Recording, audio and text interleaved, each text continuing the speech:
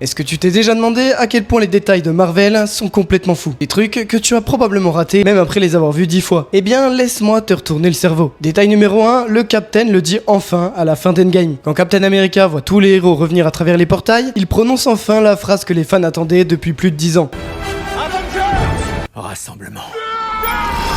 C'est subtil, mais si tu te souviens bien, dans Avengers l'ère d'Ultron, il était sur le point de le dire, avant que la scène ne se coupe juste avant la fin. Cette simple réplique a bouclé plus de 10 ans d'histoire du MCU. Détail numéro 2, le petit bisou de Tony dans Avengers Endgame. Tony joue avec sa fille dans le jardin et il dépose un petit bisou rapide sur le casque d'Iron Man. Mais voilà la partie intéressante. Dans Iron Man 3, Tony plaisante avec Pepper et lui dit « Alors il est temps de relever ce vilain masque et de m'embrasser. Ping, prends, ping, ping. Oh. Non, c'est trop bête. Impossible. Mais tu pourrais m'embrasser sur... là, tu vois, sur la lèvre. » C'est un détail minuscule, mais ça montre à quel point Tony adorait sa technologie et comment sa vie personnelle a fini par s'y connecter totalement. Détail numéro 3, pourquoi Tony a choisi Pepper? On sait tous que Tony Stark vivait comme une rockstar. Fête, femme, excès. Alors pourquoi lui, justement lui, aurait choisi Pepper Potts? Parce que contrairement à tout le monde qui regardait l'armure en se disant « Wow, c'est trop stylé », Pepper l'a regardé et lui a dit Qu'est-ce qui se passe ici? Quoi? Vous m'avez déjà surpris à faire pire que ça. Ce sont des impacts de balles.